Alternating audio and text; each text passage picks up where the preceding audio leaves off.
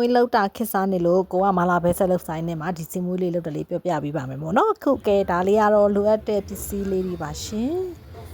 ပထမဦးဆုံးကတော့စီလေးကိုထည့်ပါမယ်စီများလေးထည့်လိုက်ပါအဲ့တော့စီပူလာလို့ရှိရင်ဂျင်းပြီးထားတာလေးထည့်ပြီးတော့မှစီတက်ပြပါရှင်ဇမင်းဖြည်းဖြည်းနွန်းလာပြီဆိုတဲ့ခါကြလို့ရှိရင်တော့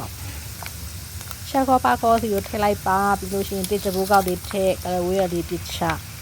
နည်းနည်းလေးကိုအနံ့လေးမှုေးလာတဲ့အထိမှုေးလိုက်အနံ့လေးကတင်းတင်းလေးထွက်လာပြီဆိုလို့ရှိရင်တော့အနံ့စီရဲ့ခါလာစီနည်းနည်းလေးကိုသူထည့်ချပါမယ်ရှင်အဲ့ဒါမှာသူနှစ်ခုထည့်ပြီးတော့နည်းနည်းမှုပြီးတဲ့ခါကြလို့ရှိရင်တော့ကျွန်တော်တို့ရဲ့မက်ခါပြီးကိုထည့်ပါမယ်ချိုးဝါဖွားကြောင်းလို့ခေါ်ပါတယ်ရှင်အဲ့လေးကိုတီချာနှက်အောင်မှုေးနှံ့လေးအကုန်ထွက်လာအောင်ဖြည်းဖြည်းချင်းဒီကို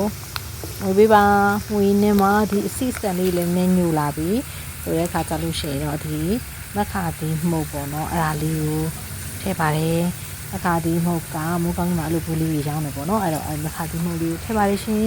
အခါဒီမဟုတ်ထည့်ရင်အနံ့လေးကပိုမှွေးကြိုင်ပြီးတော့ထက်လာတယ်ပေါ့နော်အဲ့ဒါပြီးတဲ့အခါမှာတော့ကြက်သွန်မိတ်ကိုအယိုးကိုရှင်ထည့်ချပြီးတော့မှအပေါ်အရွက်ထည့်ပြီးတော့နည်းနည်းလေးစီနေပြီးကြက်သွန်မိတ်အနံ့ထားရှင်စီပြီးတဲ့အခါမှာနောက်ထပ်ပေါ့နော်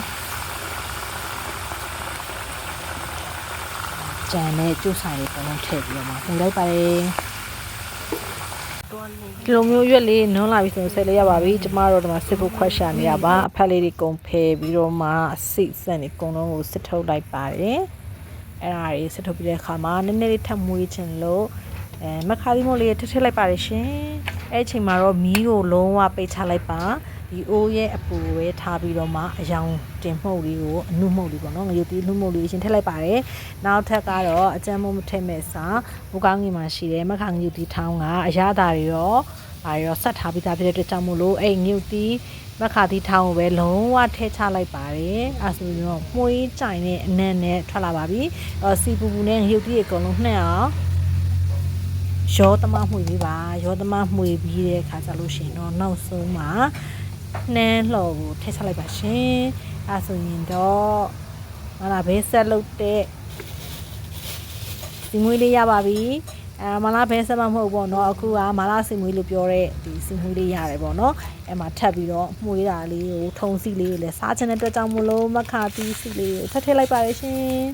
ကဲနှမ်းကတော့နောက်ဆုံးဖြူတာပေါ့ရှင်နောက်ဆုံးမှနှမ်းဖြူရတာပေါ့ကဲဒါဆိုရင်စီပြင်းမြထင်ပါတယ်နောက်ဗီဒီယိုနဲ့ပြန်ဆုံပါမယ်ရှင်